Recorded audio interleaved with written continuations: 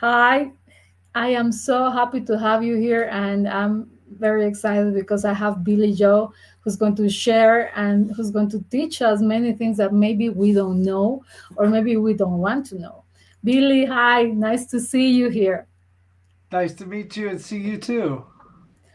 I am here in Bolivia, you are in the US, and I really appreciate that you have so much knowledge, and I want you to share about all this process in weight loss, and also all this identity shift. Can you just tell us a little bit about yourself? Okay, so it's hard-won knowledge. But start it that way. I used to be what some people would call a five-star level chef. I've been paid $500 a plate to cook food for Fortune 500, Fortune 1000, superstar athletes of the MLB, NHL, NFL, all those three-letter baseball, football, hockey, all of them. And those people required, some of them, especially the athletes, 100% organic food, and I didn't understand why until later. I understood that they wanted better food for body performance, etc. When I got to studying it during my chemo and cancer, which is why I say it's hard-won knowledge, because as a chef, I was approaching 400 pounds. Actually, I went over 400 pounds because I ate the leftovers. When you cook five-star food and they tell you they don't want any of it left in the house, you take it home and eat it. And like I used to joke, never trust a skinny chef. They don't eat enough of their own cooking. Well, I lived that in an unhealthy way. Anyways, when I come down with leukemia in 2011, 15-ish years ago, I discovered in my hunt for why me, no such thing as why leukemia. There's not a direct thing. There's some suspect things. However, I did discover that nutritional health, metabolic health, the long term of the story, is key to recovering from the chemotherapy and fixing the type 2 diabetes I had, which was part of what was causing my obesity. And if you are overweight, a functional medicine doctor will diagnose you very quickly as having a high fasting insulin level, not a high fasting glucose level, high fasting insulin level, which indicates you are pre diabetic, 100%. Now, it may take 5, 10, 15, 20 years for that to become full blown A1C climbing, fasting glucose climbing, symptom showing type 2 diabetic for modern medicine to consider you a type 2 diabetic. When they do that, they put you on a drug that does nothing to actually fix what's wrong. What's really wrong is your metabolic systems are breaking down and not functioning right.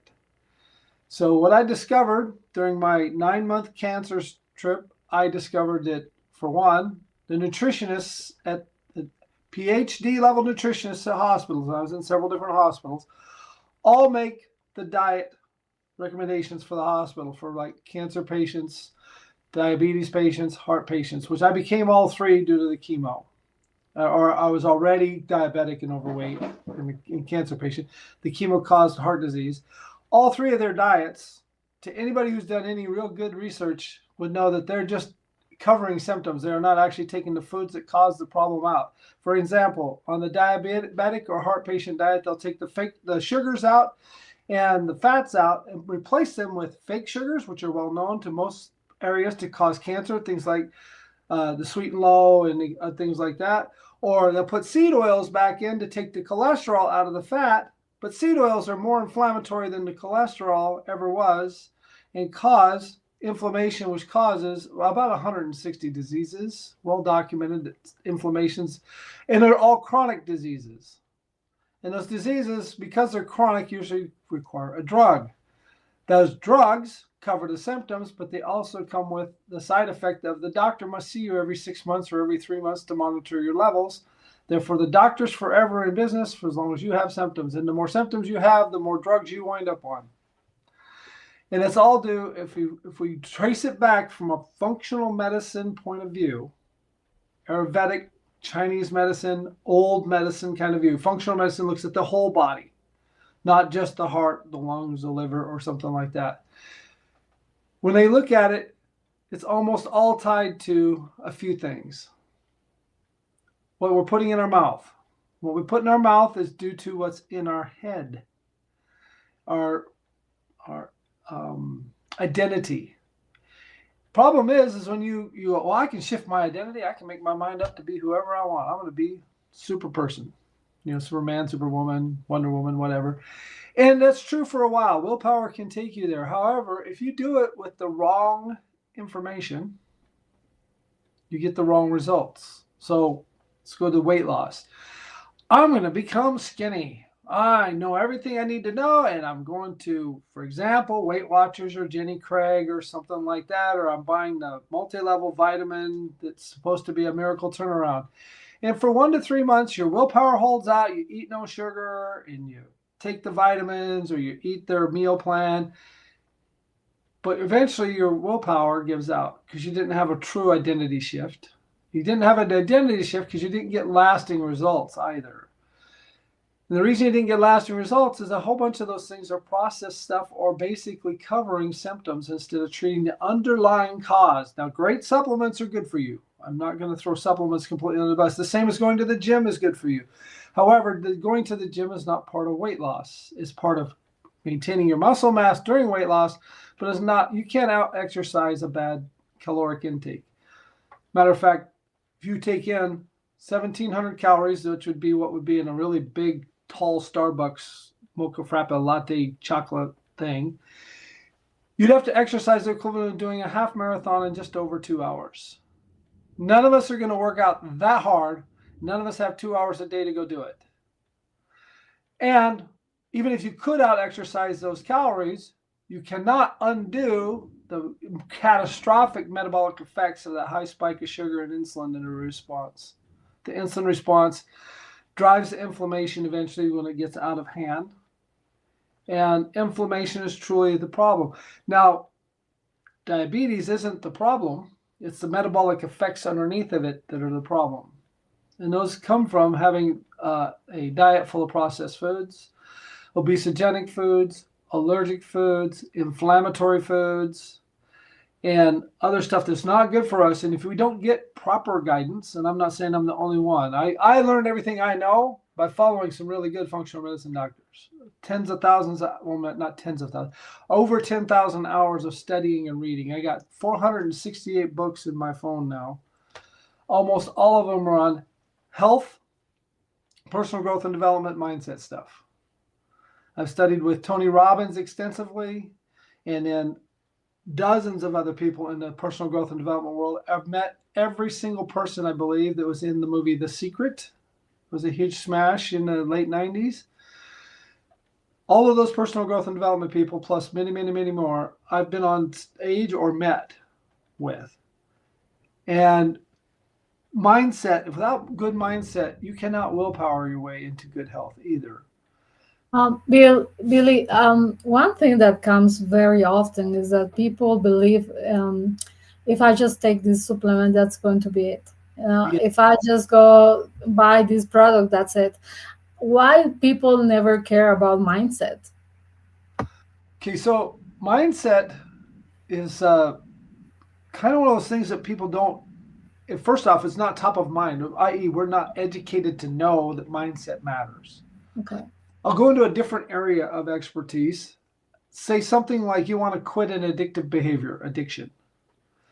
If you quit alcohol, but you still hang out in bars, you can go 1, 2, 3 months, but eventually somebody's going to buy you a drink and you're going to drink it because you're in a bad environment. You don't have the right information. However, if you join something like Celebrate Recovery at your church or AA or something like that and make a whole bunch of new friends that are non-alcoholic who are inviting you to do new fun stuff on Friday night instead of the bar, your behavior changes. But more than your behavior changes, who you're hanging out with changes, and your mindset changes to, I can have fun without alcohol or without the substance, whatever the addiction was. When we get that change in our mindset, often we get mindset changes through catastrophic stuff. Something happens in our life, a divorce or a bankruptcy or other catastrophic thing, and we get determined. For me, cancer. Cancer set me on the path I'm at today. 227 pounds gone. I'm less than half the man I used to be. I'm under 200 pounds. I've become an advocate for metabolic health and fixing what's truly wrong with our whole body, our gut, our mind, our eating, our spiritual life even affects us, and our sleep. Matter of fact, you go short on sleep for around 1 to 2 weeks, you will become a type 2 diabetic even if you have a great diet. That was news to me and a shocking news to me when I found out it. Yeah. Now, good news is if that's how you get there, it's really quickly reversible. Matter of fact, if you have the metabolic setup of a type 2 diabetic, Dr. Jason Fung, a very famous kidney failure doctor, gets 20-some% of his patients off the kidney transfer list by fixing their diabetes alone, and he can fix it, cure it. And if you're him, he can cure it because he's a doctor. I'm not a doctor, so we can't cure stuff. You know how that goes with FDA regulations and stuff. Anyways, he's getting them 100% off of diabetes medication in 1 to 2 weeks, reversing their diabetes such that they're leaving the hospital in 3 to 6 months without a new kidney and not needing a new kidney. That's 20%. That's a very large number when they come to him already on the transfer list. Wow, that's a big number. But the bigger thing is, for all of us, because most of us have good kidneys, is that the metabolic disease is what he's actually fixing with what he's doing. And what he's doing is he's doing some simple changes in what they eat and the schedule upon which they eat it, to where they're eating good whole real food, eating the right kinds of good whole real food, and eating it on a schedule that matches their body clock. But Not everybody's body clock's the same. Billy, can you talk a little bit more about this right food versus the fast food mentality that we have? Because there are many people that probably never cook at home. Okay, that one of the number one problems with this is even those of us who cook at home are cooking out of a box, a bag, or a can. Quick fix food. Here's the thing though. Where I shop, the big grocery store I shop in, and it's a very large one, is next to, in their parking, across from their parking lot and across the street are several big fast food restaurants. Ones that are famous for their fast drive-through even. There's a big lifted 4x4 or a yellow sports car in that line way at the back. I can walk in that store, buy celery or carrots or other raw vegetables, pre-cooked, pre-washed, pre-cut up and everything, and a tub of guacamole made from real avocados and tomatoes and garlic and etc., and be out the door before that car's even to the window already eating healthier food. Granted, those aren't the healthiest foods I just described, but they're healthier than what anything they can get at that drive-thru. When I go home, I go the extra mile. We used to spend 15 plus hours a week in our homes cooking dinner years ago. Not just dinner, but food in our homes. Dinner, breakfast, lunch. Today, most people spend less than 20 minutes. And it's like, open the box, ding, zap. 2 minutes later, it comes out of the microwave and they're eating it. And those foods are highly processed, full of seed oils, full of obesogenic and inflammatory compounds that are in there based on the fact that those food companies want us addicted to the food, so we eat more of it, and or they're putting it in there to preserve the food, but they also know it's addictive, so they're going to add it anyway because that causes more eating of it. And here's the thing, I can actually show you some simple things with food you can do at home. Like for me, I cook 5 pounds of chicken breast on the weekend, or 5 pounds of pork chops, or something like that. Dice it all up after it's cooled. I eat one meal of it, a real nice kind of meal. And then I can put a pound of pork chops or chicken or fish or whatever in a pot with frozen vegetables if I'm in a real hurry, organic frozen vegetables, and a little bit of like avocado oil, enough water to cook it, and some salt and pepper or lemon pepper or curry or soy sauce or you name it, a whole bunch of stuff that's in the spice cabinet that we love to eat, all those spicy flavors, Italian herbs, etc. Put any of that on it, and I have a one-pot dish in 10 minutes or so. And if I do a few other things I need to do in the house, like a little vacuuming or something. It happens all while I'm doing other stuff. It's not a whole lot of time. I don't have to stand over the pot the whole time watching it. I get to eat What real good happens, food, healthy food. All I know every ingredient in there. Billy Joe? What happens with that chef that you used to be? Because I guess that there is a big shift of what you used to cook, what you used to eat, to what you are now. Yes, I would say the biggest shift was the mindset shift. Okay. And here's the deal: the more you do of what works and makes you feel good, the more you go, oh, I want to do more of that, right? So when you first are getting, if you're going to change your health, let's say, become healthier, lose a few pounds, become healthier hormonally, which is one of the things when you fix your metabolic health, you also fix your hormone health. So there's no more need for little blue pills or little yellow pills or hormone supplements if you're a lady headed into menopause, that kind of thing. When you fix your metabolic health, you feel better. Matter of fact, I sit here before you today. I have not eaten since yesterday, about an hour from now. So it's 23 hours. I have not eaten. Do I appear in any way, shape, or form to be ill rested, lacking energy, lacking knowledge, lacking ability to focus or get stuff done? I do No, not not. at all. No. Now, I didn't set out to do it. I had some other things happen today, so my normal eating schedule is a little off. And I normally work nights, so I normally start late. Okay. But on my weekend, which is today's my weekend, I would have normally started eating a little earlier, but I had other things to do and then I had to be here, so I just didn't get it done. Matter of fact, it's out there cooking right now. Very low, very, very low simmer. I'm just reheating some stuff I cooked yesterday. It's going to be very tasty and very yummy for me and my mother. I take care of my elderly mother. She's 85 years old, has dementia, so she needs to be supervised, etc.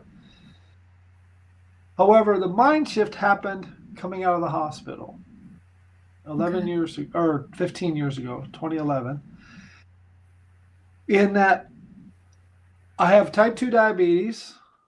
I have a deep vein thrombosis in a leg that's causing my leg to swell up. And I've been reading for 9 months in the cancer hospital all about how changing some food could make me feel better. And fighting with the hospital nutrition people saying, you need to eat everything on your plate. I mean, no, I don't. I don't need to eat all the pancakes. Don't need to eat all the potatoes and the bread. No, that's not good for you. And I explained why. And they still wanted to say, no, we put it on your plate for a reason. I go, yeah, you did, and I have a reason not to eat it, and I can get it. In PubMed, reasons not to eat that stuff. Stuff you need to study as a nutritionist. I got really put my foot down, mean almost. Anyways, when I come out, the doctor said, you'll never be off the metformin diabetes medication. I said, watch me. And they said, well, you won't. I said, you can either supervise it or I can call the state medical board and start a lawsuit and get the state medical board to look into you for malpractice, for failing to follow this. Within a few months, I was completely off of all the medication. 6 months out, my doctor said I was a medical miracle. Turns out I'm not. Plenty of doctors like Dr. Jason Fung, Dr. Mark Hyman, Dr. Schlossberg, Dr. Berg, Dr. Casey Mears, etc., all famous doctors, well published, etc., will all tell you that type 2 diabetes is a symptom of what goes in this. Type 2. Let's be very, very clear. Type 2 So only. Type 1 is you are completely different. currently type 2 diabetic, or how's it improving or not, your diabetes? It's 100% gone for 10 plus years. Gee. Actually close to 15 years, 14 years. The thing is that the symptoms of that Mhm. are caused by what we're putting in our mouth. Yeah, Not 100%. just what, but the schedule upon. If you eat all day, every day, 16 hours a day, which some people do, you're causing an insulin response, even if it's all protein, like a piece of fish. You still get a minor insulin response from the eating of it when the body starts to convert that to fuel. Those insulin responses over time cause desensitization of your insulin receptors, causing a long-term buildup of insulin resistance, which is the cause of type 2 diabetes. All because we don't allow our body to go into the natural process of autophagy every day. And we also stop getting the massive amounts of stem cells we need to build new organs and etc., may actually, according to one cancer doctor I talk to pretty regular, may actually be one of the leading contributors to cancer, because we don't actually let our body do its natural healing process of taking out the trash. If you never took the trash out of your house, eventually your house would be stinky and full of stuff you couldn't hardly walk through, right? Wouldn't take very long. Our bodies are somewhat the same. They need this natural clean-out process that happens only if you have stopped eating for around 12 to 16 hours a day. With That's the a long time. If you got American, 8 hours to eat, that's a long time also. yeah. Longer than you go to work, most of us, or as long as we go to work, 8 hours. When you speak like that, I really start thinking how many people are doing that, because now we are just trained to eat, eat, eat, and there is never Yeah, rest. well, there's a lot of what's in the nutritional wisdom out there is nutritional falsehoods, and Yeah, it's based on stuff that's observationally true, i.e., move more, eat less. The gym rats swear it works, but almost everybody who they do move more, eat less with that loses 15 or 20 pounds is somebody who only had 15 or maybe 20 pounds to lose, and they lose it in 1 to 3 months before the metabolism slow down. When they go back to eating regular, they're okay, except they still get all of their chronic diseases come back because they haven't really fixed their body. They've just changed their figure. That wisdom appears true. However, do it to somebody who's got 50, 100, 200 pounds to lose. You get the diet roller coaster. They lose 15, gain back 18. Lose 20, gain back 22. Up and down with an upward trend over time, and they eventually wind up where I was at 427 pounds. And now I had tried all kinds of diets. While I was going up, I was on probably 30 to 50 different actual diets. The Atkins diet, the Hollywood diet, Jenny Craig, Weight Watchers, etc., etc., etc. I also bought huge amounts of the different supplements. This green tea extract, that'll rev up your metabolism. Yes, well, it will for a while until your body gets used to the caffeine, then it's no big deal. So I did a lot of those things and kept gaining weight because I wasn't fixing my metabolism to where, because the body, when it's healthy, wants to go to a healthy weight. Now, that doesn't mean you're going to look like somebody that's on the cover of Swimsuit magazine. No. yeah, Most of those pictures, those people don't even look that good. The actual person in the picture, if you saw them in real life, they don't even look that good because they Photoshop them, or nowadays they do some kind of AI editing. But whatever, they don't look that good. As a matter of fact, some of those models wouldn't even recognize their own body if their head wasn't attached to it in the picture. right. And we're fed those images. This is another part of mindset. We're fed those images as what we're supposed to be. Mm. If you look at supermodels from the 60s and 70s, today 100% of them people, we're talking the Marilyn Monroes and all but maybe Twiggy of that era, are all fat by Yeah, today's standards in the media. Yeah, I'm old enough, I'm 60, almost 61, to remember when those were, Farrah Fawcett was a super hot girl. Every boy had her poster on his wall, right? That was a big deal, at least in America. If you don't know who Farrah Fawcett is, take any 70s sexy icon. If you look at them and then compare them to the sexy icons of today, they're not even close. They wouldn't even qualify to get into a photography studio today. However, our bodies naturally want to go. Almost all of our chronic disease stuff really took off in the 60s and 70s when we changed our food and went to industrialized food and convenience food. And the media started blasting us 24/7, 365 because cable news came online in the 80s. Not just news, cable TV, I mean. Able to blast us with images 24/7, fast images of superstar skinny people. And then they also do this thing. They put I don't have any food right handy, but they put drink this, it's good for you. Have a beer, it's great for you. All these commercials in front of you. And what happens is your mind, when it sees that food, goes, Oh, yeah, we haven't eaten in a while. Maybe we should eat. And if you have a good identity, your identity goes, no, we're good. But if your identity is driven by marketing and etc., you haven't conquered your identity, and conquered really isn't the right word, but if you haven't transformed it, it's easy to run down that path and go do whatever's convenient, pizza, tacos, etc. Oh my. Billy, I am starting to remember also this super size mentality, right? Yes. Super size burger, the super size Coke, and everything. And now we have the super size mentality everywhere. Okay, so that's another piece of identity and correct information. Okay. First off, they sell you the supersize because it's more for the dollar or the peso or whatever your currency is. You get more for your currency. It's like cheaper is a bigger investment, supposedly. Cheaper is bigger is cheaper. Yes, they sell you on that. However, if you look at the real consequences, the bigger leads to worse health, which is far more expensive. My 9 months in the cancer hospital, I could have spent the equivalent of 30 plus, maybe even as much as 50,000 US dollars a year on healthy food. That's be a between 800 and 50 and 800 and $1,000 a week on food. I can live for a month on $1,000 of organic food. I feed me and my mom on about a $1,500 a month organic food diet. Two people, healthy, vibrantly healthy.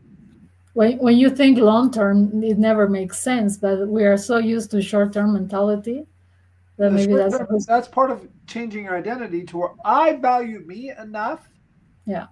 to cook on the weekends, to have diced, pre-made chicken and pork and etc. I portion that up and put it in the deep freeze, so I don't have to eat chicken because that's boring. But I can pull out a 1 pound frozen. I use the glass freezer containers with just a plastic top, but the plastic's not touching the food. I label them chicken and the date. So I get them rotated so I never have to worry about them getting freezer burnt because they only got a month or two long in the fridge, in the freezer. But I can pull that out and add it to fresh vegetables and some flavorings from my spice cabinet and make a different dish every day. Something that's healthy, nutritious, and granted, it's not gourmet food like I used to cook, but it tastes darn good and it's good for me. I value me enough to cook for me, to cook for my mom. We do eat out once in a while. When we eat out, we make some better choices, but we don't worry about it because it's once in a while. Our bodies are very good at taking care of once in a while. You get a real bad craving and you want chocolate. Oh, yeah. Good Scharfenberger chocolate, not the cheap Hershey's stuff. Get the really good stuff. And go get it with your date or your best friend and make it a celebration. You want ice cream? Go to the really good local ice cream shop where they're making it by hand. Get decadently good ice cream. Get it with your wife, your husband, your best friend, and really enjoy the heck out of it. If you're by yourself, take the dog for a walk and just fully enjoy it anyway. In that process, you've given yourself permission to have it. Because you planned for it, typically the day you plan for it, you cut a few calories. And the day after, you know you had it yesterday, you cut a few calories. The calories are negligible. The insulin spike from it because it's once in a while is no big deal because our bodies are very resilient. It's the continuous everyday spiking of the insulin that causes the insulin resistance, which triggers type 2 diabetes. You know what, Billy? What I wanted to talk about is I just value so much what you said because there are people that, for example, here, I don't know how it's in the US, but I guess it's the same. When you talk about mindset, we are so used that for your birthday, that is a special day, you have to eat cake, you have to drink Coke. So you associate like special days with junk food, right? And how do you change that mindset inside a family? Because here I have a lot of people that follow me that say, but I am having so much difficulty with my family members because they say that I am just, excluding everybody else because I don't eat the same things that they eat. How do Okay, you deal so with that? long term, it's a slower process to convert your family into respecting you. However, if they knew you were allergic to, say, peanuts, they would never put a peanut on your plate. Wouldn't let any peanut butter in the house, etc. Because they know it'd be catastrophic to your health. However, honestly, processed sugars and high fructose corn syrup are almost as deadly. They just take 10 years to kill you instead of a few minutes. When you start thinking about it that way, you don't have to use that extreme example. However, it's maybe 10 years to death, but it's 10 years to catastrophic disease that they don't attribute to the corn syrup that's in your diet that actually leads you to your early death. 10 to 15 years early, maybe more. Matter of fact, our current longevity studies show that we should be living well past 100, maybe to 150, especially if we're under 30 today. We should be able to make it to around 150 in vibrantly good health. Not, where's my pills kind of good health. We're talking as alive as you and I are right here today, functionally going, and then one day God just plucks us and it's our time to go. Maybe a little more diminished as you get past the 100 mark, but definitely not completely out of it to where your mind doesn't work and your body doesn't work. Those are conditions that are chronic conditions from the inflammation in our bodies that are creating the gastroenteritis, the irritable bowel, the skin conditions, the type 2 diabetes, the heart conditions, the loss of vision, skin conditions like psoriasis and eczema, and even potentially cancers of all kinds. Very huge amount of it's tied back to our genetics being expressed as cancerous because of epigenetic triggers in our food. So vibrant health comes back to identity shift to I love me enough to take care of me. Now, when it comes to family, there's several things. If they're in your house, it's hardest. However, this family you visit a little less often. Say, use real polite excuses like, "Oh, I just ate. I'm sorry. I ate earlier this afternoon. I'm not hungry." And if when you get your diet right, you really aren't hungry. Yes, you could eat. However, you're not really hungry. So it's not a lie. It's not a fib. It's just the truth. If you can sit groundedly in the truth of your identity, that you value yourself enough to communicate with honesty, that you're making smarter choices for your body, here's the kicker. In your house, it'll even spill over. Like my program, when you sign up for my program, let's say you signed up for it because you wanted to lose 35 pounds or something. Your spouse, significant other, your husband, wife, whatever, I don't know what you choose, but is included in the price. I give it 2 for 1. Your significant other. And that's because I want the two of you teaching your children in your house, because they deserve vibrant health also. Here's the thing. A few months in, everybody's feeling better, everybody's working better, and nobody misses all of the treats. You go out once in a while and have ice cream. You go out once in a while and have pizza. You go out once a month. You make it a big deal too, because it truly is a treat. Those things do taste good. There's no denying it. They're also full of stuff that's not good for you, and you love yourself to keep it as a treat, not as a staple food. Billy, there are a few questions that I have from people that have been having a lot of struggle with losing weight, gaining weight, and I was telling you before, here in South America, there are like many people that believe that just taking supplements or just a mix of teas, they are going to just stay healthy. And they keep on eating fried food, they keep on eating everything, and they just add something. Can you explain what happens in the body? Why that works for a period of time, maybe a short time, and then it comes back? But what can these people understand or they don't see for continuing doing that? Taking a supplement, they Okay. use that word over encompassing, whether it's teas or a Okay. specific food or whatever that's supposed to help you lose weight, will work for a while until your body starts to adjust to it. Let's take something that's very common, ECGC. It's a green tea extract. It's got a little caffeine with it. It revs your metabolism up. However, your body gets very used to it in 1 to 3 months, to where that feeling of uplift is really only bringing you back to normal, as if you'd never had it for the last 3 months. And therefore, it stops working because our bodies are used to it. Other things may be beneficial to you. However, the weight loss part of it, if you don't fix what's going in your mouth and the underlying metabolic conditions that are causing weight gain, you will lose some, then gain it back and some more. Because you're making it worse over time the longer we eat inflammatory foods, obesogenic foods, processed foods, um, foods that are not good for us. And it's not about the calories. I can teach you how to lose weight even though you're eating 1,700 to 2,000, 2,200 calories a day. Because your body is designed to actually burn over 2,000 calories a day as long as you do a few things. And I'm not talking like go to the gym and work out till you're breathless. No. Fun movement. You got to get around 7,000, 8,000 steps a day in for your body's metabolism to work right, for your bowel and your lymph to be pumped and moved enough that they actually flush the toxins out. Mm-hmm. That's critical. You can't sit at a desk like we are right now all day. Yeah. Every 1 hour or less, you need to get up and at least walk down the hall and back. If you do that, let's say that takes 1 minute each time. That's 10 minutes of movement in a day.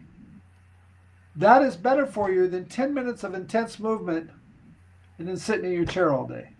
Mm-hmm. Markedly better. Now, if you can get to every half hour, 1 to 2 minutes, that's 30 minutes by the end of the day. You've actually done some movement. That's even better. And it's even better yet if you can do some fun movement. You come home, the wife or girlfriend or husband is there, and you dance around the kitchen a few minutes while you're making dinner, spend some time chasing the dog, when you're walking the dog, play fetch with him, but throw the toy and run the other way. 10, 15 steps is all it takes. You're adding a whole bunch of extra exercising because it's explosive and it's fun. You're teasing the dog loves it too. You had a lot more fun, right? If you don't mind me being a little bit crass, you take your spouse down the hall and have some fun too. That's exercise. It's good for you. Good for you in a lot of ways. Might create another child, so maybe take some precautions. You just have to be careful. Be careful, of course. Even if you're throwing a toy for the dog, don't run into the street to run away from him, right? You know, be smart. But Billy, we got to get our identity to I care about me enough. And when you start out, you start with some supplements because those do make you feel better. But you also got to start cleaning up your daily intake of food and the sources of it to get it more organic, more clean. Doesn't have to be perfect. You can get there's the Clean 15 and the Dirty Dozen list from Environmental Working Group. It's online. It's free. Those lists change every year, so I like to look at 5 years of them and look at what's has been on the Dirty Dozen because they're still on the Dirty 20 list, if you will. What is it called? The dirty what? Dirty Dozen. Oh. / Clean 15. Dirty It's by Dozen. something called EWG.org, I believe. Environmentalworkinggroup.org. You can look them up online. Real simple and easy to find. They've gotten where they're kind of profit driven, so opt out of paying for anything and just take what you can get for free. And here's the great thing. They're so famous. If you Google them or DuckDuckGo, a search for them, or ask your AI, give me a list of the last 10 years Clean 15s and the last 10 years Dirty Dozens from Environmental Working Group. Give me a summarized list of everything that's been on those lists and separate the list from clean list to a dirty list. You'll have lists that are longer than 20 of each. And you'll know the foods that tend to be on there. Like the Dirty Dozen tends to be most fruits and berries and leafy greens. Okay. The stuff that's not on there is stuff that you would, when you think about it, onions and garlic, the really pungent stuff, isn't on there. Avocados, for some reason, bugs don't like avocados. They don't spray them with a lot of stuff. You can buy those conventionally and save the money. You don't have to buy the organic version of them. Pay twice as, like an avocado organic is twice as expensive as an inorganic one. How much is it in the US on avocado? Regular ones I can get usually for like $2 for $1.50 to $2. Okay. Organic ones are $2 each. Same avocado. Over twice as expensive, or real close to twice as expensive. And that's the on sale price. I would like you to to guide some people here, because I have a lot of guys that say that when a man is over 50 and he has been having like a lot of like abuse of drugs, of alcohol and stuff like that, it's just too late to change. And there are many Not too people late. here with prostate cancer, for example, or problems that make them feel really bad, and they go into this emotional roller coaster, and they start taking more food, or just, getting anxiety and depression. What is it really too late? No, absolutely not. I'm 60, almost 61 years old. I changed my health. I started changing it 15 years ago. I was 45. But I didn't understand everything I know today. I didn't get really going good until I was 55. The last 5 years that I really made the changes. I made some accidental right changes. I went from 400 to around 315 over those first 10 years. The next 100 came off in a 1 year period of time when I started putting all the pieces together. And it's been off for 3 years now. It stayed off. I can get away with somebody brings something really good to work that's in the break room. I can get away with eating it now. I don't have to 100% resist it. Although most of the time I look at it and go, yeah, that ain't as good as it used to be. I just don't like it as much. Here's the real kicker though. A lot of the symptoms of stuff you just described are due to poor metabolic health. If you don't mind me going there, the low T symptoms, ED symptoms, are 100% because of metabolic ill health. The metabolic ill health is causing hormonal disruption, which causes the plumbing not to work properly in a man. Or if he goes to the gym, he doesn't have enough testosterone in his body to put on weight. Conversely, in women, exactly the same things are causing different symptoms. They're causing progesterone and estrogen to be off the charts, and giving them a dose of testosterone, because every woman's got a small amount of it, that's nearly double what they need, causing their body to overcompensate with even more estrogen and progesterone, which means their time of the month is more uncomfortable. If I could fix that, I'd be a billionaire next year. So I wish I could. However, it can be less uncomfortable. And their need for postmenopausal hormone supplements greatly reduced or even completely taken away if they get their metabolic health right. Because when your metabolic health is off, your mitochondria aren't working right. Mitochondria are in every single cell of our body, making the energy for every single cell. If those mitochondria, the metabolic processes that are taking care of the mitochondria, are not correct, those cells can't function correctly. So if those are hormone making cells, they don't function right. If those are craving processes, they don't function right. Our vagus nerve goes from our gut to our brain. When our gut microbiome's all messed up, got too much yeast growing in there because we're putting too much starch in there, so we get a yeast overgrowth. Those yeasts keep stimulating the vagus nerve with this thing called a craving button. It's not really a button, but may as well be in there pushing the craving panic button. Every time you see carbs, it passes by you on a picture on the television or a billboard sign or a magazine ad. You go, ooh, candy bars. Ooh, chocolate. Ooh, ice cream. Ooh, cake. Ooh, pie. Pizza, whatever. Doesn't matter what the thing is. It's carb loaded, feeding that gut bacteria that's bad for us. Those gut bacteria that are bad for us are putting off chemicals that aren't good for our body, making it even worse. So like I said, there's a lot of parts to it. You got to know the right things to get the right foods, get your gut microbiome working right, get your sleep on track, and it don't have to all happen overnight. It can take weeks or months to get there. However, the more you get those things right, the more you take them on, modify them, stack them, the more you stack the results, the better you feel. The better you feel, the more you want to do them. And here's the great part. In that process, your mind shifts to I am a healthy person. Whatever your identifier is, that don't matter. Those are political things, if you ask my opinion. When you say I am a healthy man, woman, transvestite, it don't matter what those modification after that is. Well, I am healthy means when you're walking through the store and putting stuff in your cart and the end cap's got what used to be your favorite temptation on the end of it, you literally may walk by it without even seeing it. If you see it, you go, you have a little conversation with the devil on your shoulder. You go, not today, devil. I'm not going to have you today.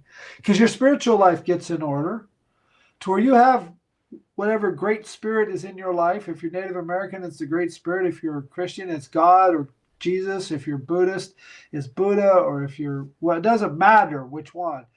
When you have your spiritual life intact, you can ask for spiritual power in your moments of weakness also. God, please take this craving from me. You'd be surprised how often that is granted almost instantly. Especially if Really, you combine it with a teeny bit of willpower to get past the end cap. I have here a few people that sent me a question before we started, and it has to do with what do you think about, like, in this case, I don't know if guys also do it, but here is like, if I am overweight and I am a woman, I just take surgery, and I go to the Oh, the surgery and guys do it? I remove all the fat, and I don't know if the guys also do the same. Actually, they do. There's two Yeah. two different kinds of weight loss surgery that are common. One is the liposuction. They go in and take the fat out. The other one is gastric bypass surgery or bariatric surgery, or where they take and cut off part of the stomach, or staple it shut, or lap band it, or whatever you It's want like to call like it. they cut the stomach in half or something, right? They cut the volume of it in half. Typically nowadays they do something called a lap band, which is a Wow. actual physical constriction on the stomach, but doesn't matter. I know a man at my work who got that done a year ago. He's actually gained weight since he did it because they taught him nothing to fix his dietary intake. His backpack at work has potato chips and candy bars in it. He orders off the food truck that parks out front every day, and it's all fried, deep fried, grill fried, fried, processed, super cheap food that's bought mostly at places like a Walmart or the food truck. Nothing good and healthy. Nothing from a farmer's market in that man's truck to serve you. And he doesn't understand why. And I offered him everything I teach for free. He's like, I don't want to listen. He doesn't want to listen. So here's the thing. If you don't fix the underlying cause, you may fix the cosmetics. I know the numbers on gastric bypass bariatric surgery, where they actually change the stomach, over 80% of those people, 5 to 10 years out, have regained 100% of the weight because they did nothing to fix the person's metabolism. They just created a super calorie shortage long enough that person lost a massive amount of weight, but their body didn't get healthier. That actually got worse in health. And a huge number of those people wind up with chronic conditions that are way beyond what the weight would have done to them. And you know what? Liposuction, liposuction may take that 20 pounds off your belly, but does nothing. And then you got to get a tummy tuck too. It does nothing to fix the metabolic conditions that are driving the fat cells to be filled again and again and again every single day because of what you're eating. If you keep filling the fat cells, here's what people don't know, and this is one of those nutritional lies. Fat cells never die. Yes, they do. They die just like every other cell in your body. However, if you have an inflamed, high insulin level body, your body takes the stem cells it does have and goes, we need 2 fat cells for the one that just died because we need more places to store fat.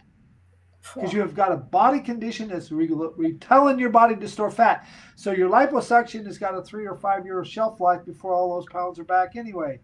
Because those fat cells they took out are remade and refilled. And besides, I think that what we are not aware of is the acid alkaline, the pH, and how Yes, much tension and how much stress does the body go when you have that surgery. yes, that's That's acid another. alkaline is a whole nother conversation because Yeah. it's really not about acid alkaline. Your body will stay alkaline no matter what. If it goes acid, you will die 100%. But if you get slightly off of the alkaline point of, I think it's 7.4 or 7.6 alkalinity is our body's natural place. Slightly below that, your body will create processes to boost it. Number one thing it does is it scavenges the calcium from your bones to buffer the acids that are flushing. It's also taking the acids out and flushing them in your urine. That's why they say your body's acid, because your urine will pee acid. You pee on a test strip, it'll show acid. Your saliva, which is another way you can excrete toxins, or swallow it and it goes through your gut and gets excreted that direction, don't matter. Those acids will show up on test strips, yes. But if you haven't done anything to fix what's going on, you're basically causing scavenging of the calcium out of your bones to buffer to keep you alive. Your body's got a miraculous ability to stay alive. If you feed it better foods, and some of those are acid foods, like a lemon is very acid. But the pH However, is not fine. but it changes in your body. Yeah. It's good nutrition, which doesn't create an acid response. This is one of those falsehoods of the whole thing. They oversimplify things and then use it to sell stuff. Alkaline water. You hear all about alkaline water fixes all this and that. No, it doesn't. What alkaline water does is it makes the water more absorbable so the water gets into your cells, so it actually will help flush some of the toxins out. It's not the alkalinity of the water that matters.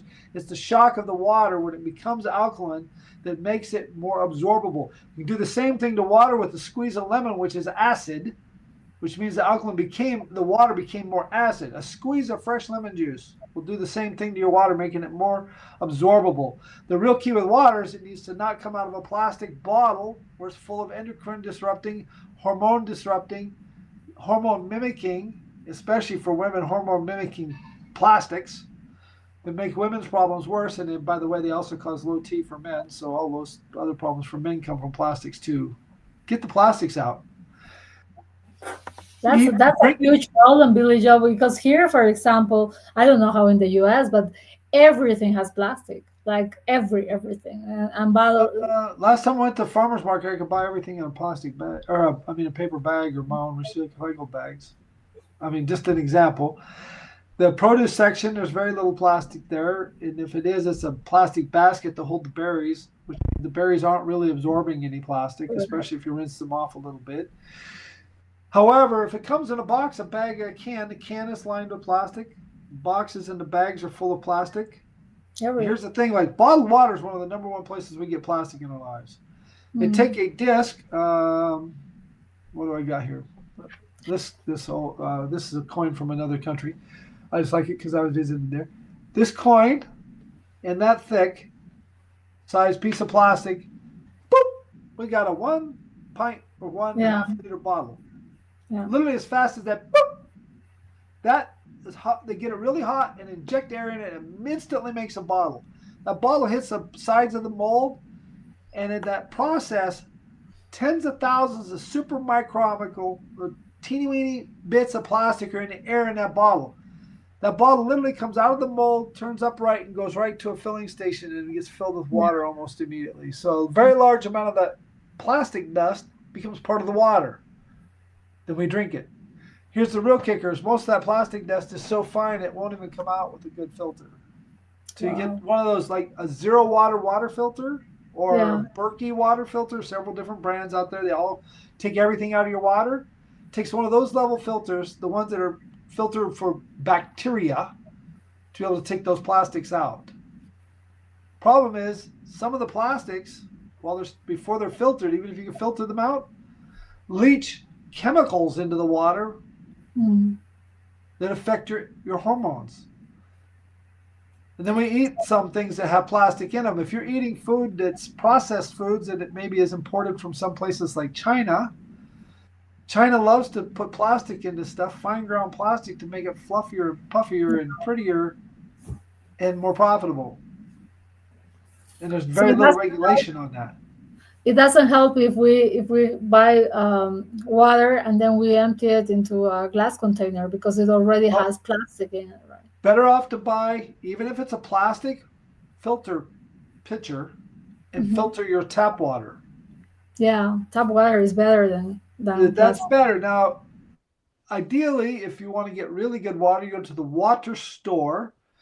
Those big plastic bottles that they're recycling, once they've been used a couple of times, they're pretty darn safe unless you bake them in the car and bake the chemicals out of the plastic into the water. Better yet is to buy glass, what they call a carboy. In this country, the CARBOUY, carboy. It's a big glass bottle, 2.5 to 5 gallon glass bottle. I like the 2.5 or 3 gallon ones because then it's easier to pack.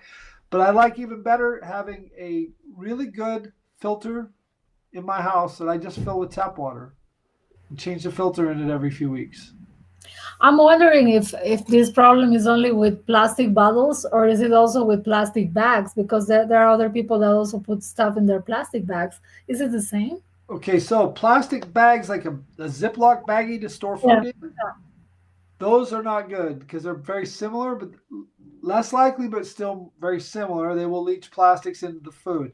Far better off to buy, like different companies make freezer compatible glass containers. Typically, the sides are a little bit V shaped. I'm exaggerating with my hands because when the food freezes, it tends to expand. If it's got a V shape, it can come up a little bit. If it's straight walled like a bottle, it'll break the glass, right? So they make containers that are shaped to be able to be frozen that have very little plastic in contact with the food. Maybe the lid is still plastic, but you don't fill it so full that the lid's in contact with the food. Those are way better ways to store food. Food on the go, you're better off to reuse, for example, Tupperware. Tupperware, yeah. So You Tupperware, reuse it as once. long as The thing, it's when they're used, new, wash them very well. mm, Then reusing the same one, there's only so much chemicals in there that can come out, and never fill it with hot food, never microwave it into plastic. Because that's another big mistake, right? the heat extracts the toxins. Mhm. I'm just really amazed about what you just said about the zipper bags because that's what people use to freeze the stuff, right? What Yeah, I happens use if zipper you bags to reuse it freeze many stuff. times? Is it like less danger because this microplastic is gone? The The freezer zipper, boxes, no, the the plastic. if you're using plastic that's been well washed, Hmm. is less dangerous.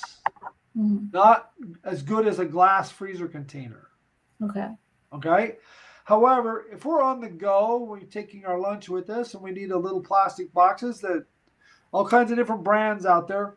Buy them new, wash them in good warm soapy water, rinse them, double rinse them, and dry them, and then put cool food or room temperature food in there or refrigerated food in them. Don't put hot food in them. Do not heat in them and eat. It's better than here's why it's way better. Yeah, there may be a tiny bit of plastic there. However, you're eating at a restaurant or something out there, or eating fast food that's full of processed chemicals, inflammatory chemicals, obesogenic chemicals, chemicals in there to make you overeat, and is processed in a plant with plastic bags and plastic cans and plastic everything. It's loaded in plastic already, even though it seems fresher because it came out on a plate Yeah. and not so much. Jeez. So there's better. Like, here's an example of better, better, and best. You're at the fast place to get gas, right? Hmm. It's late in the day, you haven't eaten, and you gotta eat. You can go eat the rotisserie hot dog or burrito or whatever. That's terrible. Really full of seed oils, and it's full of processed chemicals and addictive chemicals, and usually high carb, right? Or over there, there's peanuts. Peanuts are better for you, except if you eat peanuts all the time. Peanuts actually have a natural mold on them that creates something called aflatoxin, which is a liver cancer causer. So we don't want to eat peanuts all the time, but that's way better for us than the hot dog. Yeah. So you have to choose which Cashews, one is worse. the cashews are a little better. They at least don't have aflatoxin, but they have too much omega 6, which could be inflammatory. But almost always they got almonds or pecans or Yeah. walnuts. There's a best option even in the gas station. It's just to be aware of it and the You just have identity to you get the have. education to know what. Now, Yeah. if it's a once in a while thing, eat the peanuts if that's what you like. Because you once in a while peanuts ain't going to give you liver cancer. It's a diet of peanuts that's going to give you liver cancer, right? Well, not quite a diet of, but um, if you ate a pound of peanuts every month, you might get liver cancer. You eat a pound every week, you will. They've actually studied it. The China study, Yeah, 27 that's a study of wonderful. Chinese, they found that the number one cause of liver cancers they found in isolated villages was the overconsumption of peanuts. When they Oh, went looking really? for it, they found out those peanuts, even when they're organic, have aflatoxin on them, very high percentage. I don't know if you were familiar at some point in the early 2000s, Dr. Young, Robert Young. Did you hear about him? The Um, pH miracle, and he used to talk about that. He said that peanuts and corn, they have this mold, this yeast that is not good at all. well, no, those are different things. Corn feeds the yeast in your gut, and is not a great food either. Corn's Yeah, very, very not. It's a tasty food, but it's not a great for you food, right. and it's okay to have once in a while as long as it's organic. If it's not organic, especially in America, it probably has been hybridized and Yes, has yes, uh, the Monsanto resistant genes right. Yeah, for the bugs. Those Bt toxin genes, those Bt toxin genes kill your internal gut bacteria really quickly and make your internal gut bacteria all out of kilter. And if your gut ain't properly balanced with good, healthy microbes, and quick tip, eat some sauerkraut, fermented, actual live culture sauerkraut or kimchi if you prefer spicier, every week. okay. You're inoculating your gut with good bacteria. Mhm. One of the best ways to inoculate your gut. It's relatively cheap and easy to find. And it's even better if you find it at like the farmer's market where the same person's been making it in the same crocks and barrels for years. He's got a very old culture. And then that culture's probably got tens of thousands of different varieties of cultures in it that are good for your gut. But when your Okay. gut bacteria is off, here's a piece of trivia for you. We have around 30 to 40,000 or trillion, cells in our body. We have between 80 and 120 trillion gut bacteria in our body. Oh, So we have 3 times more gut bacteria in us than we have cells in our body. Those gut bacteria, their number one job is they are going to give us nutrition for us giving them a place to live. It's a symbiotic relationship. We want those gut bacteria in there. We want them alive and happy and good. However, if that's the gangbangers are running the show, the Bloods and the Crips and the other Hell's Angels are in there running the show, going, feed me yeast, feed me yeast. You're not going to have very good, I'm being funny here, but we're not, it's better to be a little entertaining when you teach this. We're not going to have a good gut bacteria balance. You need the good old boys in there, like your big brother who took care of the bully in high school. You know what I'm talking about. He didn't have to be real mean to do it. He just went and said, hey, boy, you mess with my sister again, I'm going to put you down. And that little talk made the bully go, ooh, I'm not going to mess with his sister, right? We need the good bacteria in us that are actually saying, oh, you fed us some real good food. You fed us real, like broccoli and fish. We're going to take that food and break it down, and we're going to give you all the good nutrition and vitamins you need that are in that food. Because our body doesn't directly digest food. It digests it, prepares it for a good bacteria to process it further and exchange it through our gut wall with our body for better food, better absorption, makes the minerals and stuff available to our body. We can't just inject those things. If we could, when you're in a hospital, they give you injected food. They don't. there are like really many things that we can do, and it's just sometimes a question of common sense, right? And It that's the crazy part. It's quote common sense, but that's we not have marketing pushing us against our common sense to do what's convenient. right. Not convenient to cook your own food, Yeah, but if you value yourself, it is. It's not convenient to have date night every week to take your spouse out and celebrate your relationship when you're 5, 10, 15 years into a relationship. But the people who do that, they have a good, happy relationship, mm, very nice marriage. People who don't do it and get to where they've taken each other for granted, they're at the divorce court. yeah, yeah. We have to So get to where we have that same relationship with our own self and our own gut bacteria, that we value it enough to feed it well enough, that we value our body enough to buy and spend on a little bit more money on good food so that we don't have to pay the big hospital bills, right, big right. deductibles on our insurance, etc., to take care of us. And much less to say, if you had a billion, make another example. Uh, was it Steve Jobs that died of cancer Yeah, recently? yes, it's right. He had literally double-digit billions in the bank. He'd easily traded $1 billion a month for another 20 months on the planet. He had it to spend. He couldn't even buy another few weeks. Because here's the deal: you sacrifice your health to get wealth, you'll sacrifice your wealth to get your health back. A man who's healthy has lots of goals, ambitions, and stuff to do. A person who's unhealthy only has one: to become healthy. Yeah, I'm that's here to tell you, I walked that path. yeah. My cancer hospital stay made me a broke man. Wow. It broke me spiritually, mentally, and financially. I'm here to tell you today, though, I have my health back, and I'm working on getting my wealth back. But my health takes priority, even over my wealth. Because if I don't take care of my health, I will be back in that hospital again with no way out. Or maybe no way out. We don't deserve to live with 160 chronic conditions haunting us all the time. Yeah.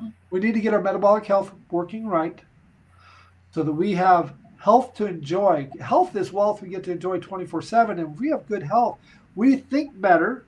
Therefore, we make more money. I know as my health has improved, I make more money even though I'm doing the same jobs on my day job. Mm. I make more money because I'm more aware, more happy with my people. Billy Joe, now I just wonder what's your new mission due to this shift of identity? Do you have like a different goal, a different how do you want to end up your life? My ultimate goal is to bring what I know, the boiled down version of it, Okay. to the public Mm. so that I can make a few dollars. Yes, I'm not that philanthropic. If I had $1 billion in the bank, I would just give it away. However, I also know this: when I gave my program away the first time I ran it 3+ years ago, 22 people signed up for it. 14 never even attended one free class over 3.5 months. Mm. The 7 who did, 5 actually paid and moved forward with it. 2 of them showed up for a couple and never really did anything. So Well, I know this: when you pay for it, you pay attention. yeah. And when you pay attention, you get results. Mm. So I charge a modest fee, in my opinion, modest. I mean, it might be a little extreme in Brazil, to teach all I know, to do weekly Zooms with people to help them modify their health. Because I know for a fact that we can change our health to where our bodies naturally want to shed the weight. We may never be supermodel good looking, but our spouses will look at us and go, "Ooh, yeah, I like my hubby." That kind of thing, Right. right? Matter of fact, my first client, Miss Connie, and her husband Mike attended my freebie version, and then they paid to go on for the paid version 3 years ago. She's down to 140 pounds now, which she has not weighed since junior high. The woman's Wow. in her 50s. So Okay. 35 years prior that she's weighed that little. Her husband, within 9 months, was below his high school senior weight and looking fabulous.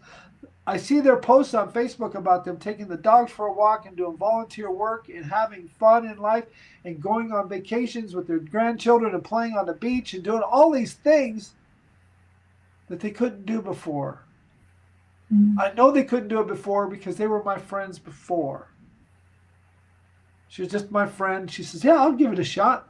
And this woman had bariatric surgery 10 years prior to me having her in my program and had regained 160 some of those pounds. And now she's gotten rid of almost all of them. Mm. Or actually, she's gotten rid of all of them. She So is mind blown. Her husband, and now they teach their grandchildren what they know. Granted, the kids don't learn it all, but it rubs off because grandpa and grandma do these things for their health. yeah, it's My becoming goal is to bring that kind of health to everybody who really wants it. Because here's what I know: there are people like the guy I talked about from work who doesn't want to hear it. He wants to eat Snickers and Pringles and Doritos the rest of his life, which will be short. It's sad because he's a good man. It really, truly is sad. But some of us want to live vibrantly healthy, full of energy, have fun with grandchildren, watch kids grow up and graduate and get married and make Yeah. us grandchildren, that kind of stuff, depending on your goals, what those things look like. Me, I want to walk sunset beaches with a beautiful woman until I'm in my hundreds. Wow. To wake up to beautiful verandas of glorious sunrises and Mhm. enjoy a tea or a coffee once in a while with the woman I love next to me. So you have a That's clear my. vision, right? And you know what you are looking for. And I got goosebumps right now thinking of it. mm, You can hear it in my voice. I truly desire to be vibrantly healthy enough to be next to the woman that comes into my life, because I am single currently, in the next year or two. That when we decide to join together, I know I'm not leaving her early. oh, Where I was just 10 years ago, I would have left her early. I should be in a grave by now, mm, honestly. mm. But Oh, today it's I like know I'll make it. I think you are designing a new life, and you are very clear on what price you were paying without knowing it, right? Like just Yes, following. Mm, I, I say my knowledge, we started this off as hard won. mm, The cancer journey and all of the ups and downs of the diets that I tried mm. before my cancer and after my cancer, till I put the pieces together about 5 years ago, is hard won knowledge.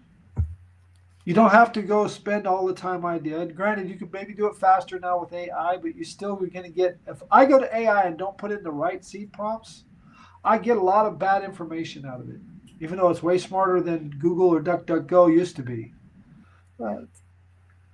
So it still matters to know enough to know that you're getting good information. Mm, It's simpler to pay somebody who's already been down the path, who knows and continues and strives to learn more. I listened to, in the last month, about 40, maybe a little over 40 hours of new information on health and wellness, because that's what my passion is. My clients get to benefit from that. My friends get to benefit from that. Matter of fact, my give back to society is, if somebody has cancer that I know, I take hours for them to teach them oh, how to use some of what I know for good health, to just help them augment what they're doing with their doctor, so that they can maybe beat cancer and become cancer free. Then after that, we can work on their full health. mm. But until they I, get rid of the cancer, I just think that you have things so clear, and you have, I mean, you're non-negotiable with the new identity you have, right? It's not like that so, your old friends from school are going to come and tell you, hey, did you just come here, remember? so let's go into that just a little bit, the identity thing. Okay. When I first started my identity shift, I'd have been easily distracted to go eat the pizza with the boys from Mhm. high school, the ones I got along with, anyways. All that kind of stuff, right? The transition, though, didn't happen overnight or over a decision. It happened over reinforcing what works for Billy Joe and how good it feels to feel healthy. How good it feels in here, in here, and in here. When I am embracing a person I love, to feel them hug me back and not feel their arms where their hands barely touch my ribs, that they can actually wrap their arms around me. All of those little things, I'm talking some little tiny things here, all build into my identity. When I first got sober, I looked at the liquor longingly. I wanted those flavors. But when I finally got actually sober, not dry, but sober, I can look at that same bottle and go, it's just a poison. It's a tasty poison, yes, but it's poison. It's terrible. And what it does to my life afterwards is worse than poison. It's directly destructive to financial life, spiritual life, married life, or dating life. It's all destructive. It's really bad for your metabolic health. Even a little bit of liquor is bad for your metabolic health. Maybe a tiny bit's okay, but routine, regular, is not good for us. Today, I can walk, the grocery stores here where I live all have a liquor section. walk right through it because it's on the way to the next department. Because the ones laid out like an IKEA, the one grocery store I love to go to. You have to walk through the liquor section to get to the healthy food section. They're next to each other. Literally, it's ironic. They're literally next to each other. You have to walk through one to get to the other. And I don't even look at the labels. I don't even look at I know that those are red wine bottles because they're dark brown, and I know the light green ones are white wine bottles, but I don't really notice them. I just walk straight through. I got my eyes on the signs for what aisle do I want to go do down on the healthy foods to get my macadamia nuts and stuff. Right? Because I have a goal.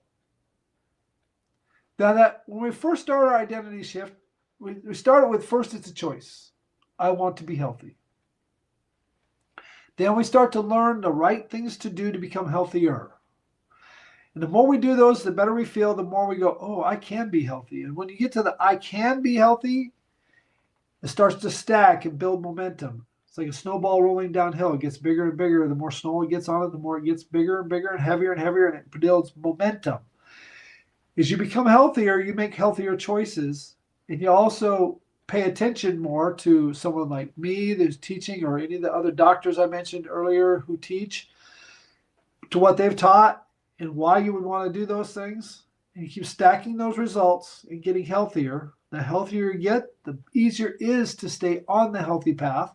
And when things start to work better with your life, hormonally and whatnot, I know the women who have reported to me, the ones who want to talk about time of the month stuff and whatnot, and treat me more like a doctor, not a man, they tell me that time of the month got way more comfortable.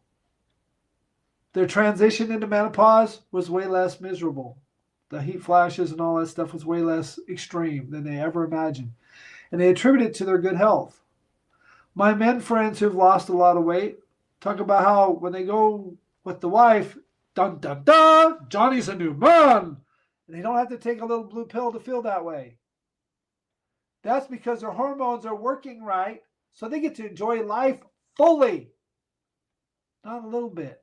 They get to fully enjoy it. When you get to this place where you start to enjoy life fully, you realize that all of these symptoms you had were due to a metabolic dysfunction. And the more you take care of your metabolism and your health, the better your body functions. The better your body functions, the more you get to enjoy life, the faster you can study something. You can pick up a book and read it quicker. You're guided, your internal intuition guides you to slow down, and you miss that car wreck because you're actually tuned in, because your body's working right, because your brain's working right. You hear better. And I'm not talking about you hear every pitch better in the symphony. You hear better when your spouse is talking to you, because you're actually in a more centered place, because your body's not fighting something metabolistically that's got you half distracted because you got chronic pain or inflammation or something that's got your body's half of your brain working on, oh, how do I shift to feel better in this chair right now? Because you're actually sitting right, because your body's starting to work right. It's not about just diet, right? It's what you said at the beginning, that you have to look to Diet's a every small area of piece. your life. You got to have the diet, your sleeping, your gut, all working right, a little bit of exercise that's fun and enjoyable, so you continue to do it, not a misery. Matter of fact, little trivia.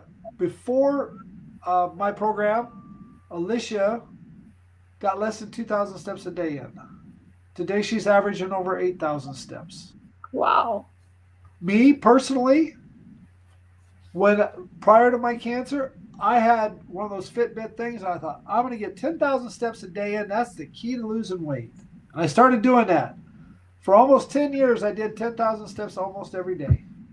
And I had to literally go to the mall or the et cetera. When I lived in Montana, it'd be 40 below zero out. You go to the mall and walk, or Wow. Walmart and walk circles, pretend you're shopping and walk all over the store. They don't care as long as you're putting something in the cart. They don't care how many laps you make, right? Just to get to my 10,000 steps. And I didn't lose any significant amount of weight. When I stopped doing that, my step count went down to around 6,000 to 7,000 steps a day on average. I bought one of those Aura rings, which is in the bathroom right now recharging. But one of them Aura rings, Oura, No, what is like it? It's a ring that works similar to an Apple Watch for tracking your Okay. health stuff, but it only tracks health. It don't track and do all the stuff an Apple Watch does. But it tracks the same things or almost the same things as an Apple Watch or a Hume band or any other fitness thing that Yeah. actually takes like your it takes my breath rate, my pulse rate, tracks my sleep, all that stuff. Tracks steps, stairs climbed, etc. My previous numbers were down around, like I said, six, maybe 7,000. Okay. I got my R ring about 4.5 years ago. I averaged around 8,000 steps. I had my step counts from like my cell phone and a Fitbit prior to that. When I lost the last 100 pounds, I was not taking and doing a walk. I didn't go for a walk in the park. I still go for a walk down the beach if I'm visiting someplace, or if I get this looks like it's a glorious sunset, I'll go walk in the park here near my house because I go for the pleasure of it, not because I need to lose weight. However, my numbers now for the year are real close to 12,000 steps a day, Wow. 11,000 something a day on average. I have days when I walk 14, days when I walk 8. But that step count, actually, I misquote myself. It's not close to 12. It's close to 11,000. On work days, it's over 12,000 when I actually go to work. On a Sunday, if I sit around all day, like today, it's going to be way up because I took mom to 3 different stores today because it's time to get mom out of the house, and it's good for mom to move some too. And I find if I take her to the store, she gets her step count up, right? I'm going to have a good number today. But I don't work to have that number. I don't have to go for a walk for half an hour to an hour every day to get my 10,000. I actually get there because I feel so good to get up and move because Yeah. my health is starting to get on track and become a part of me. But I do know this, according to all the studies I've read, somewhere between 7 and 8,000 steps a day is about the minimum we need to have to move our lymph and our bowel properly to give us fiber and health. But what I also know is as the weight comes down, our bodies want to move. We naturally want to move around 10, 12, something like that, 1,000 steps a day. If I go for an extra walk, I'll easily be up to 14, 15,000. When I'm on vacation, the last time I went to Florida, I averaged almost 20,000 steps a day for 14 days. That was a lot. I was on the beach every day. I literally went out on the beach and walked the beach looking for seashells and shark tooths and all that stuff. I didn't find Yeah. shark teeth, but I found lots of seashells. Some of them were up on the shelf right here, right Oh, there. up there. Yes, I see it. Shells. Um, but it was fun. When I went and visited Montana 3.5 years ago for my high school reunion, I climbed this thing called the M. It's the they put the big chalk M on the wall or on the mountain for the college. Yeah. It's a steep climb. When I was overweight, I forced myself to go up there a few times because it's beautiful view up there. It took me around an hour and a half to 2 hours to climb up there. Wow. When I was home, I still weighed 230. I wasn't to my ideal weight yet, but I knew I was in way better shape. And it was the only hiking thing I hadn't done. I'd done a lot of other hiking stuff with my buddies. I'm like, I got 2 hours before I must head for the airport. I'll see how far I can get up there. I was up there in under 40 minutes without being completely out of breath. I was sweating, yes, but I wasn't out of breath. And that's around 7,000 feet up, or 6,800, something like that. It's quite high. Took pictures, enjoyed myself, walked back to the car, and still was to the airport an hour early. Wow. Because I had the physical ability to do it, but Yeah. during my time home in Montana, I averaged like 14, 15,000 steps a day because I was out in the wilderness, or not the wilderness, the woods and stuff with my friends. We wanted to go walking on Main Street with my old hometown. Now it's got a classic Main Street with old shops. Yeah. Fun to walk up and down those shops and talk about the store owners because some of us know the store owners because they've been there 40, 50 years. Or the evolution of like the local food co-op. They now have a local one on Main Street. I remember it was an itty bitty little building hidden on the side of town, and everybody had to know where to find it. Now it's in the former bank building on the corner. It's prominent. 3 floors of healthy food. So, really, Joe, now that we have learned and talked about so many things, if you could just give us one or two sentences for people who want to give it a try and want to change and really want to do what you say, what would be like the first steps? First step is to say yes. To literally pat yourself on the back, say, I deserve this. Okay. Literally buy into it, say yes. The second step is to get good guidance. Mhm.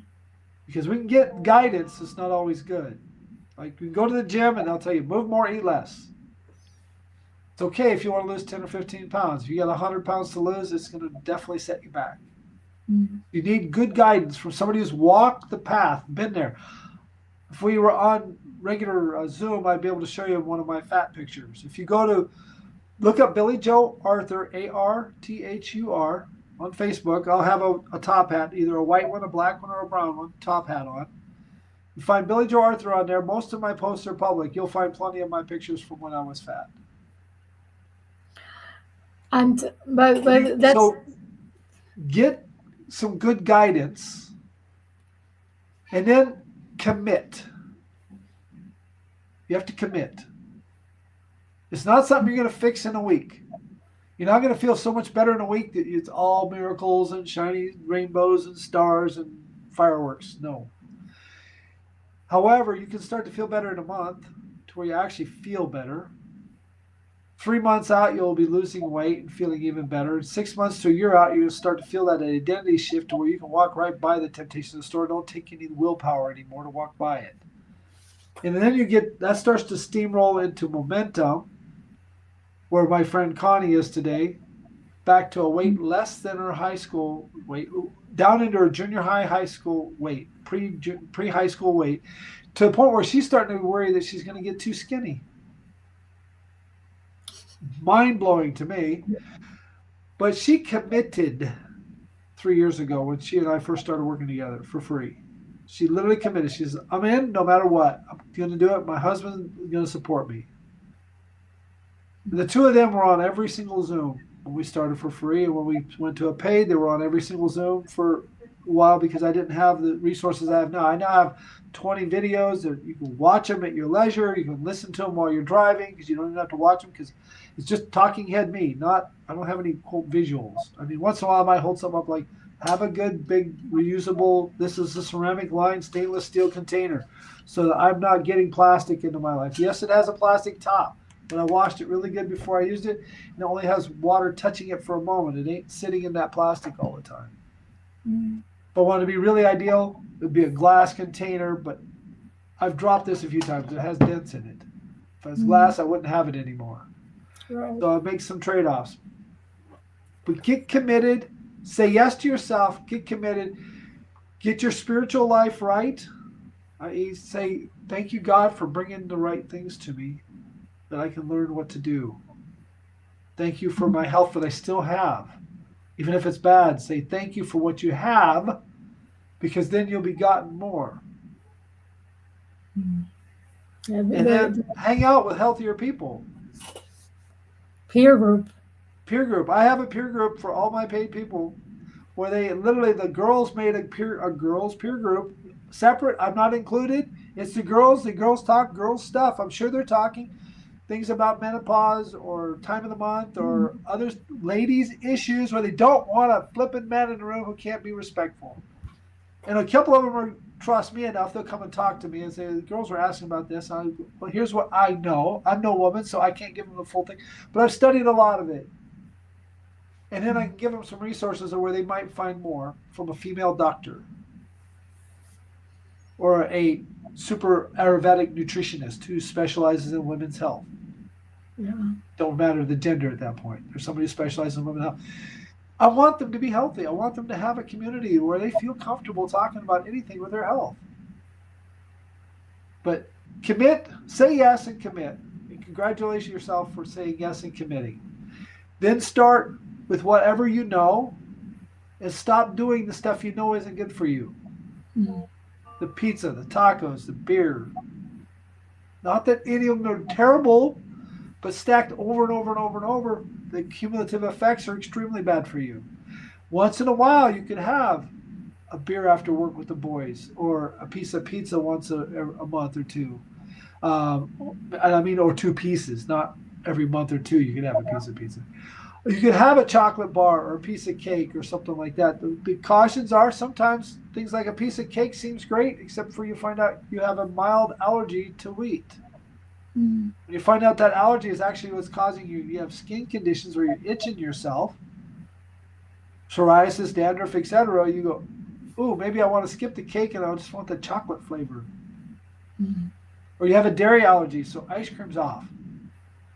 When you find out it ain't fully enough allergy that you get literally sick, like a peanut allergy level, but it makes you ill in other ways the next day or two. And I have methods to help you do what I call light biohacking, i.e., we take and listen to your body and then make adjustments based on how your body feels so you feel better. Pay attention to your body. Your body's got immense wisdom in it. If you eat something, if you have a food journal, and you feel bad the next day or two later, go look at what's on your food journal. You do that for 6 months, you'll start to see certain foods showing up over and over and over 1 to 2 days prior to, or even hours prior to you feeling ill. Mm. If they're causing you to feel bloated, gassy, irritable, you're sitting on the toilet too much, you can keep looking and keep seeing that, oh, it's wheat. Duh. Take wheat out of your diet, right? And it don't happen if you're taking wheat out of your diet for 6 months and you bring a piece of bread back in and it does again. You go, ah! Well, that's biohacking. Super simple biohacking, but it's biohacking. You want to get really up there, you can track your heart rate variability, and if you change some things and it goes up, great. If your sleep gets better, great. You know that you need to be stopped doing these afternoon things or like late evening coffee, for example. You get the biofeedback quicker with the device, but if you track your last cup of coffee every day and how good you slept the night before, over time you'd see that late afternoon coffee is actually causing you to toss and turn before you go to sleep. I guess what you're telling us is that we have to really take care and give time to our body and to our health. And most people, Make your health a priority. yeah. You will give up your wealth to regain your health. I Mm. gave up all of mine, literally bankrupt. I didn't file bankruptcy, but I was as if bankrupt. Yeah. Got the bad credit rating and everything for it. Mm. I didn't pay off some credit cards. They wrote me off, so I didn't have to pay them off, but could have gone bankrupt easily. Mm. And at the time, I'm in the cancer hospital for 9 months. Do you think I had anything else on my mind other than living? That's the only thing on my mind was to live. When I got out, I wanted to recover. And I spent lots of money on supplements. Mm. Money I didn't have to spend, really. Hoping to cure stuff that really they made some difference, but they weren't really the key because I still hadn't changed what I was putting in my mouth. It was Yeah. causing the underlying condition. Now, my supplement purchase is like $100 a month versus it was $700 a month at one It's a point. huge change. Because I now have a metabolic healthy body that takes advantage of I do use a B vitamin every day, yes. It's a multivitamin every day to plug gaps that may not be in the food, even though I'm eating a good organic food diet. And it's variety. I got lots of different colors of vegetables and stuff. Still may be something missing, so I want to make sure I don't have a gap, right? Mm. I'd still take some fish oils because those omega-3s are really good for our health. They're good for our brain. They're for our gut lining. So I do some of those things. But you don't have to do it all at once. Just start taking the simple bad for you stuff out. Get some good guidance. Get a good peer group. That peer group can start with just your husband or your wife and your children and say, honey, we're going to just do better. Mm. Better. Not perfect, better. Better leads to even better. And eventually it becomes exceptional. And in that process, you get your identity shift.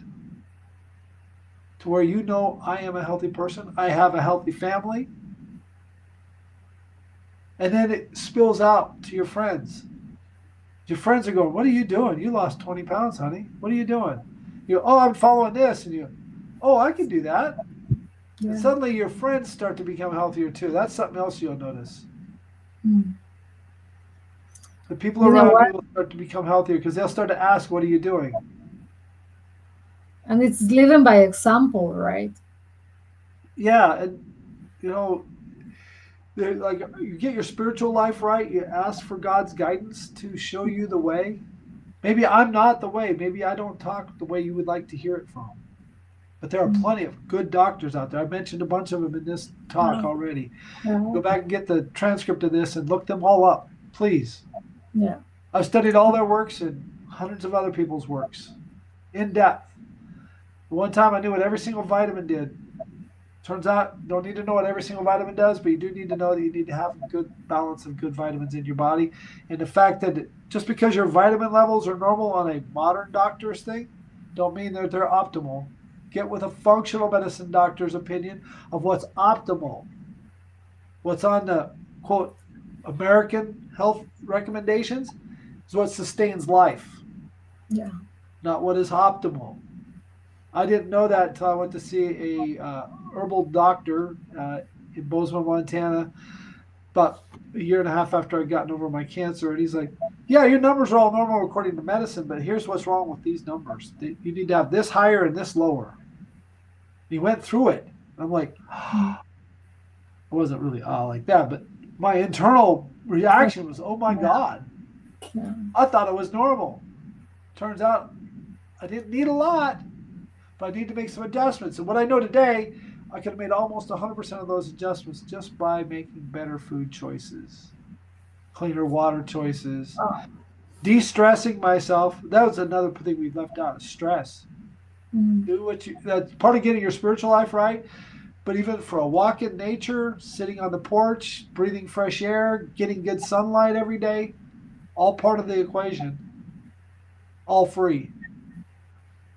But it takes, I think it takes that commitment that you say. And no matter That who comes and tells you things, if you don't do and act on that, there's not much going to happen. I take 20 to 30 minutes every morning when I first get up, go Mm. out, sit in the sunlight, even if it's cold out. I'll walk if it's cold out, and just get centered and think about what's on the day. I end my day. Now, granted, that because I work a casino job for my day job, when I get off, it's sometimes 4 or 5 in the morning. When I Wow. get off, I spend 5 minutes in my car right after I've started, before I start driving, just get centered and grounded and say, I'm unwinding for the night to myself. Mm. I'm gonna have an easy drive home because in the middle of the night there's no traffic. The biggest stress is that a deer will run out in front of me, so I gotta watch for the animals. Okay. Relax my way home with good relaxing music. I take a small little bottle I keep in my fanny pack I take to work of magnesium supplement and some theanine serene and some holy basil and valerian root, that kind of thing, stuff that helps calm. I take that Yes. before I leave work. Okay. So when I get home, those are all hitting my system and my body is winding down. I lay down and I do deep breathing, meditative type breathing until I just pass out. Mm. Mm. And think of just letting the stress go. And if I have anything on my mind I want to remember, take one of these sticky notes, Yeah, you're writing down. one of these, and this magic thing called a pen, write them down, stick it to the keyboard. Guess what? I don't have to remember it. I don't have to think about it. I don't have to stress about it anymore. It's right there waiting for me when I wake up. But I don't look at it when I get up. I spend those first 20 minutes getting myself centered, and then I go, okay, what do I need to take out of today? I'll look at that list and look at my calendar for what appointments I have. Like today, when I looked at my calendar, I have my appointment with you. Yeah. So I checked in with you to make sure we were still on earlier in the day. So I didn't have to stress about it. I assumed we would be because before, when we did move it, you had contacted me a day or two ahead of time. So We easily moved it. So I wasn't expecting you to contact me last minute and go, oh no, no, right? But I expectations lower my stress. I don't have to stress about it. That's a part of also being healthy. Letting the cortisols out of our body by not creating them. Yeah, it's like sometimes we seem to like make our lives such a living hell, right? Oh, on that topic, stop keeping up with the quote Joneses. You familiar with that term? Keeping up with the No, Joneses? The what is it? American term for outdoing the neighbor. Having the fancier car, Yeah, the bigger diamond on your hand, or fancier watch, or more prestigious job. Yes, a prestigious job can be more money, but is it worth the stress? And if you're spending all that money to look good, but you're not feeling good, is it worth any of it? those are the Johnsons. When you look at the blue zones of the world, Uh-huh. most of those people don't have massive wealth, but they live past 100, vibrantly healthy. Yeah. They love their family. They have a fulfilling life. Their family takes care of them into old age because they have a fulfilling family, full integrated lifestyle thing, right? They don't need wealth to thrive on into Right. late health, right? And a large number of people nowadays that are becoming wealthy are finding that their wealth is way more enjoyable if they get centered, get their Mm. spiritual life right, have their health good. Those who sacrifice their health to get their wealth almost always sacrifice their wealth trying to save their health, and they're two steps behind. Mm. They never get it back. Oh, They get catastrophic cancers versus yeah. minor inconveniences. Right. Yeah. Yeah. It's a different type of vision, I guess. And now, Got thank you this so much. It's just roadway amazing. behind you that if it was rush hour, would be fully packed, Yeah. Right. right? Like, yeah. We don't need to live our life with that fully packed highway of everything. We need to Mm. prioritize what's truly important to us. Does this really bring fulfillment? Does this really fill my heart? My goal, you asked me about my ultimate goal. My ultimate goal is to get to where I make enough money to pay for my bills and put some away off of helping other people become vibrantly healthy. Because we've just spent, what, an hour and a half here together. Awesome. Yeah. And I am more alive, awake, and feel vibrantly better than I did when we started this call. I know I'm fulfilling my calling right here, right now. I just think that looking at this highway is like sometimes we really have to take care of what goes and what happens in the highway, right? Well, And sometimes these we need to take the signs of path the less road. traveled. Yeah, The path less traveled. yeah, Enjoy the scenery. You can go right by Grand Canyon, biggest one of the biggest national parks in the United States, on I-40. You're not very far from it. Or you can take about a 4-hour trip and cut close to the edge on the scenic byway. Or you can spend weeks and months exploring it on a mule. Guarantee if you spend a few weeks in that canyon on a mule trip, you'll come out of it spiritually a different human being. yeah. Life is a little like that. We don't have to go on a mule trip, but the less traveled route, enjoy our time. Our time is limited. We are all going to go meet the man in the sky, Mm. or God, whatever we want to call him, whatever title's on that. We are all going to go. One day we will be feeding the roots of the roses instead of looking at the roses. That's True. just true. It's the Yeah, cycle of life.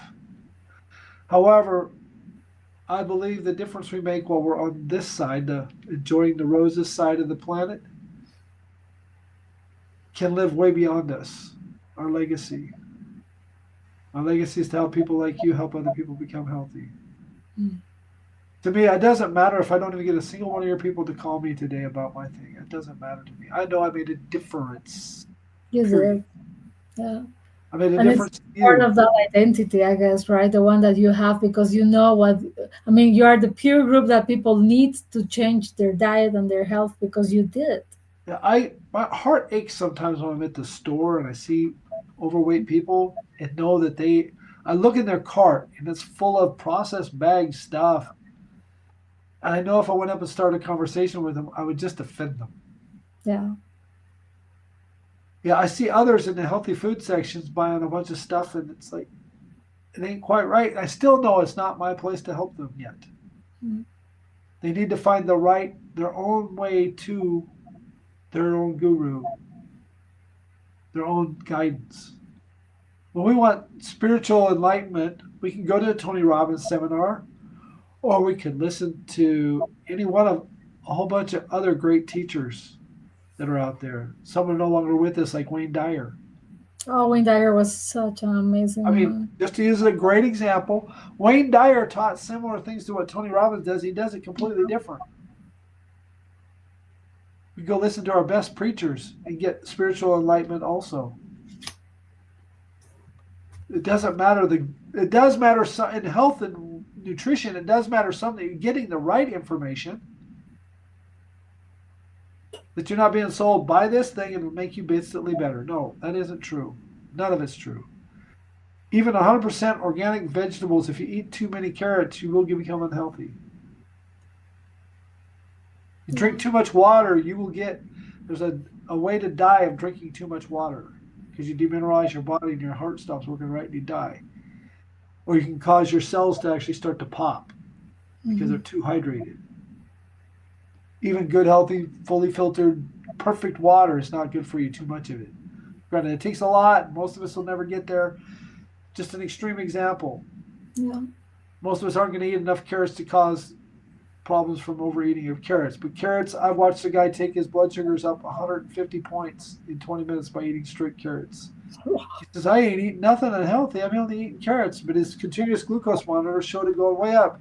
And he couldn't believe it was from the carrots. I told him, watch next time you eat carrots, just eat 10 of them. Next time he ate carrots, they went way up. He was like, not that much, but because he'd eaten like 50 of them before. I said, see, it matters not just what you eat, but how much you eat of it. Is it really, truly, truly good for you? Carrots are full of good nutrition. A little bit now and then, great for you. I wouldn't make a diet of them. It comes back again to common sense, right? Yes. Now he was following in his mind common It was, sense because he quit eating yeah. the fast food stuff that was being offered because we were in a conference as volunteers helping run the conference, and there was a whole bunch of free food, and they had the salad bar was the only thing that was truly healthy there. And most of it wasn't really Yeah. healthy; it was just way healthier than the other stuff, right? And he loved carrots, and he said, "I'm going to eat carrots because I know those are healthy for me."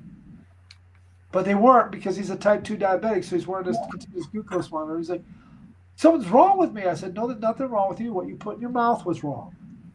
Right. Tomorrow, eat less carrots and eat more of the spinach salad. See if you don't feel better. And he did, So, right? Billy Joe, are you going to be attending Days with Destiny this year? I am on the crew. Yes. Maybe we Not need not the live crew. I'm on the virtual crew. virtual crew. I'm also crewing. I have my. I wish I was flying to Florida. And we could give each other a big old hug. We'll just have to do it virtually. We can do it now, I guess. Yes. Uh, my one of my very best friends has come down with not pancreatic, prostate cancer, and it's metastasized. Wow. And I'm choosing to spend some of the time right near the holidays at his place. Are you going to visit him? I'm going to visit him because I know one of the most profound things in my cancer journey, and I'm sure it was part of my getting through it, was the people who came and supported me at the hospital. Who actually came and saw me and said, "You got to fight. You got to make it. We love you. You're a good man." Literally, to hear that from people that you barely knew, even. One of the Mhm. people who stopped in my hospital room was a woman I went to high school with.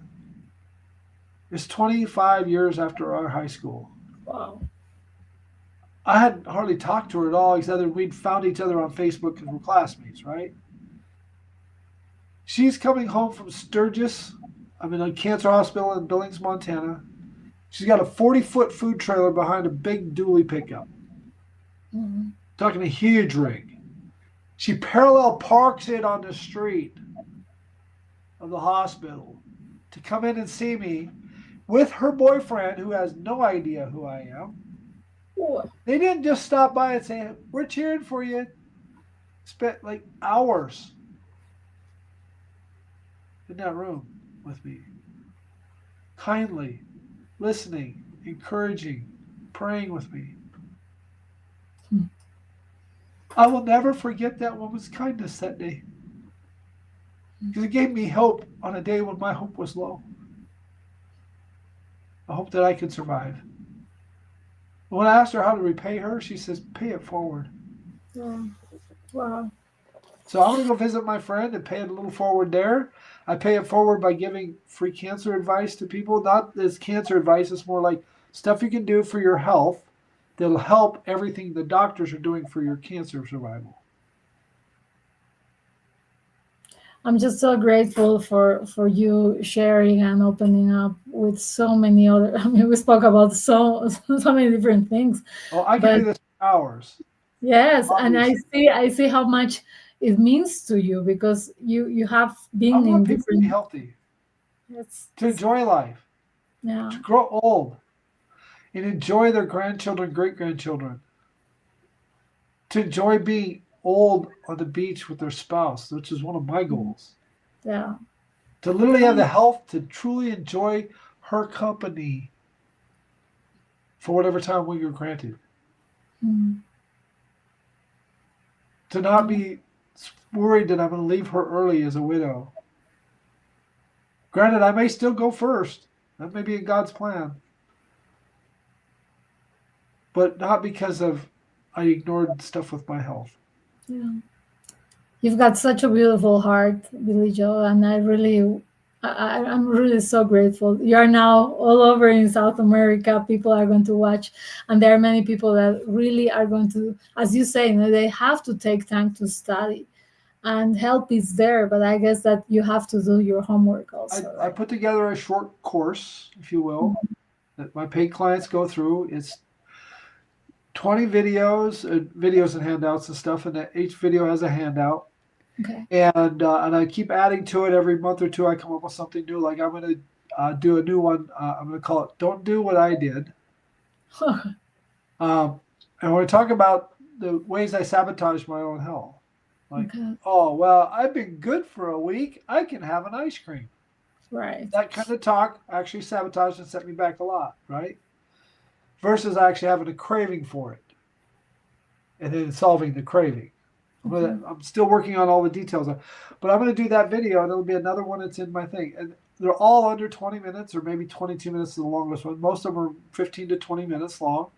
Have a handout that you can literally download and put into the notes of your phone or whatever, so you have Mhm. the Cliff Notes version of it to look at and go. And in my handouts are the links to other learning. Or if Okay. you want to know more, you can go look at what Dr. Berg or Dr. Schlossberg or what Dr. Hyman says about this. Granted, those are 20, 30-hour books if you go read most of them. Yeah. So if They're you want to find you have a lot of material extra to look for and study, if right? you want it, but I've Yeah. given you the boiled down version of it. If you want to get on the phone with me and you're one of my clients, we spend time on my weekly You do back and forth. one-on-one coaching also, right? I have a weekly group. I also Okay. have an upgraded program that I'm developing still that's a one-on-one, 15-minute one-on-one every week. Plus, they Hmm. get the group coaching every Monday or Sunday when we have that group meeting, and I have it two different times, different a Sunday or a Monday each week. So Okay. the people I have a client in the UK, so that she can tune in instead of being up at Mhm. midnight because that would be good for her sleep to do our Monday nights. Um, and then access to all of the videos, so they get the full learning. Perfect. And then the one-on-one clients, we're going to do some more active biohacking stuff, where we actually look at what their numbers are doing and say, hey, well, here's what you could do to do better.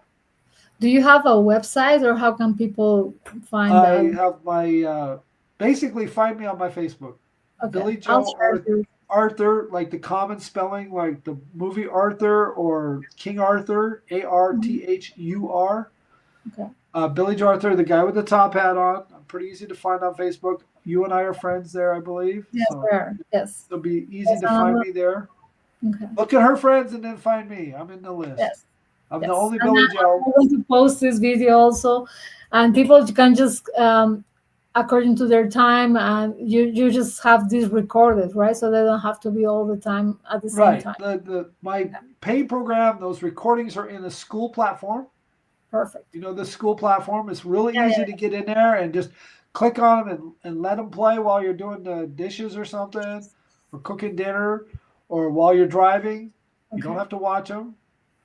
You just let the audio Just play listen, right? It's and like you an listen to it. audiobook.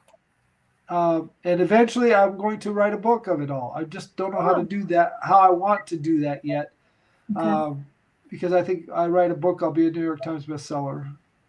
You for sure, and I really think that you have so much ahead of you that being 100 is really needed. I have so much to give. I think we're all capable of making it if we get off the processed, uh, industrialized food wagon. Mm. Now, Thank you and here's the so much, sad part: really. And America is exporting all this to every other country. yeah, Bolivia, Brazil, China, everywhere. You everywhere. go everywhere. We see our fast food restaurants, our Yeah, convenience box packaged stuff in the stores. I remember when a store was a few thousand square feet and had everything you needed in it. so now, Today they're 50 to 100,000 square feet, and we complain about what they don't have in them.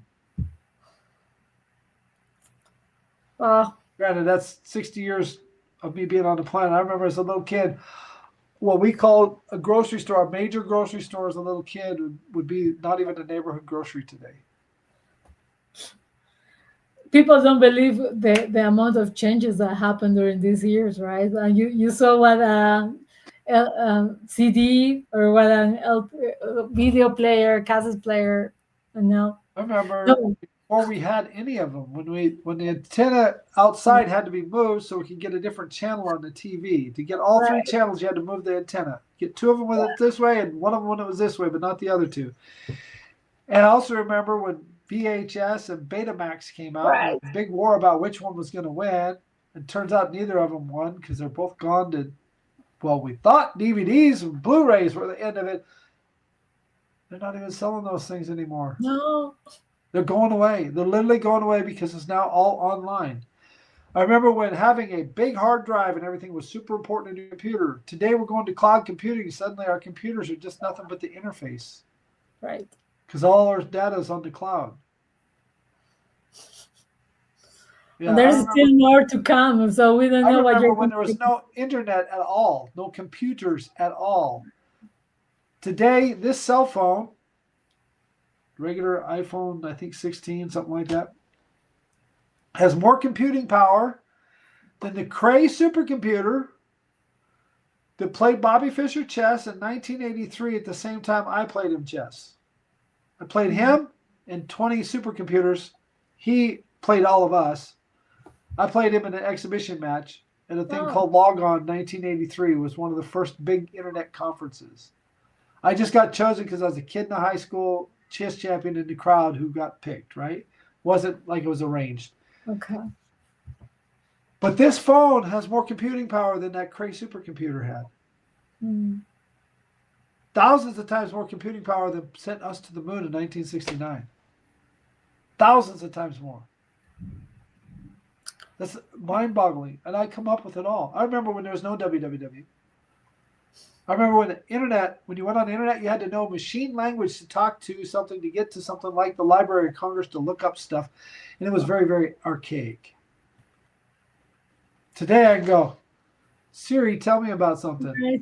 Yeah, Or that's it. no, better yet, I can go, hey, Grok, what's the blah, blah, blah, blah, and get Grok to actually give me a boil down of everything on the internet or Chat GPT or any of those other ones. I can literally voice text him and it'll Right. come out. I can say, I want to do this at the store, blah, blah, blah, blah, and have it transcribe that and make it so I can put it right into my notes It's instantly. mind blowing, right? So much going I remember on. when speech to text was so Oh rough, yeah. I gave it up. I paid $1,000, I think it was, for Dragon Naturally Speaking in 19, actually, in 2001 or two, because I didn't like typing. I still type under 60 words a minute. However, um, now I know kids that probably will never learn to type Yeah. because they're going to voice to text everything because it's Mm. nearly perfect. And it's getting better every week because they're integrating AI into it. Yeah. Here's the crazy part. Despite all that technology advancement and whatnot, the real advancement is the more we go back to traditional ways with our food and the timing of our eating, get our eating into like an 8 or 10 hour window. So our body actually cycles through all the other processes it's supposed to cycle through in a day to balance our hormones and give us vibrant, good sleep and health. And simple, real, whole, good, nutritious food. It don't need to be fancy. It needs to be tasty, so you love to eat it, but don't need to be addictively tasty. Yeah. Those are the you get that stuff down, your life gets better. You get to enjoy more of life because everything's working better. So there is always hope, right? There is no way you can say You, this is it. It's you ask over. those few sentences, having hope in there. You have to have hope that it can be better. Yeah. Before you say yes, you have to have some hope. If you're listening to this broadcast and you made it this far, there's definitely a lot of hope in you. Let me give you that. For sure, There's we're hope in over you. 2 hours. It's just so nice. There's there are people like me. I'm not the only man on the planet that knows this stuff. Find the right guide for you to lead you. Dr. Jason Fung, Dr. Mark Hyman, Dr. Callie Mears, uh, Dr. Don't remember her first name, Schlossberg, I believe is her name. She's a metabolic health doctor. Dr. Berg. A bunch of these people are famous. They're all over the internet. They have their own YouTube sites, etc. Their own Instagrams. They sell their own books. Some of the books are right here on my shelf. I moved them the other day, so I don't remember where I put them. Anyways, books from doctors like that. And that's just the tip of the iceberg when you get into studying what really works. Um, Mm. and if you want the simple version, my program is pay once and you're done. I don't charge a monthly fee. I don't believe in doing a bunch of that stuff. For the one-on-one coaching, yes, that will have ongoing fees, but minimal. I don't need to get wealthy because I have that. I just need enough to survive, Mm. to thrive a little. Let's be honest, I want to thrive. Thank you so much. However, I want The, to make I thrive doing what I'm doing right now. yeah, Obviously, I'm alive for doing this. I'm having yes. fun. I really honored your time and your energy, and thank you so much for all the wisdom you just gave. Books right So, here. Now that I'm looking. all over there. Those are the books that you need to have them as a new identity shift also, Dr. right? Mark Hyman, The Vegan Diet. Not the perfect diet, but a much better one. Our favorite, Mr. Tony Robbins. This book is so full of stuff. If I read it 30 times, I still wouldn't know it all. That's how full it is. Um, for your identity, talk to this lady. Jamie Kern Lima. Tony Robbins puts her on stage. Worthy. Become worthy of yourself, of your own health. This book right here, Dr. Jason Fung, The Diabetes Code. It's probably his best book. He's got several others out there. This one lays out a whole bunch of stuff you can do to help fix your metabolism while fixing your diabetes. Grain Brain, another one called Wheat Belly. Oh, Dr. Perlmutter, one of the greatest doctors ever about how bad some foods are for us.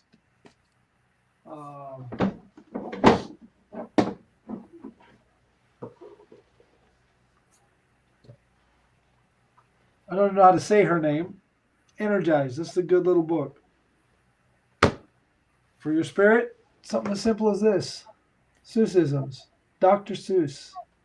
oh, Fun little kid stuff. This is a kid's book, but it's fun to read, and it's full of actual wisdom if you read between the lines a little bit and get away from just fun and entertainment.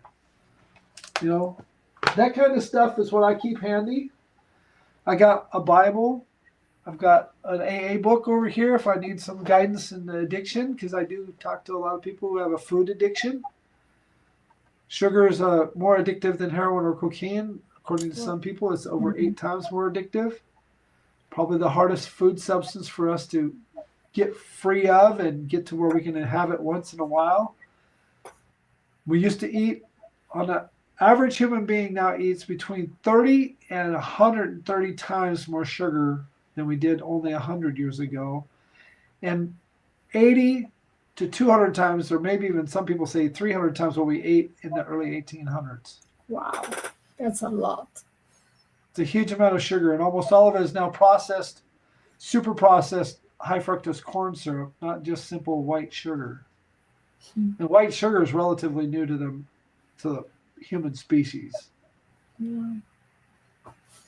Billy Joe, thank you so much. You have to go eat, and I really appreciate the time. You have been working 24 hours without eating or something right now. By now, over 24 hours. I still have plenty of energy. I can go. I actually do a 3-day fast once in a while. I never lose energy. wow. I don't become hungry. I do drink plenty of water. Always drink lots of water when you're fasting. Take some mineral supplements if you're drinking a lot of water, because you will deplete your calcium, your magnesium, etc. And if you don't have those, it's bad for your heart. Okay. Want to have our good minerals up for our heart health and for our body to actually have the right minerals so it works with detoxing and whatnot. Because if you're on a 3-day fast, your body's detoxing a huge amount because it's burning fat. Fat stores toxins. Okay. One of fat's secondary jobs is to block toxins from overwhelming our liver and our kidneys. So as you start to fast, you need to be flushing lots of water through you so your flushing systems actually can flush those toxins out. Okay. Perfect. Thank you so much, Billy Joel. I hope we meet in one Tony Robbins event or somewhere, but I'm just really grateful. You and I will cross paths and we'll have a big heart-to-heart hug. Yes, we will. Thank you so much. You have a blessed day. Thank you. Bye-bye. Bye.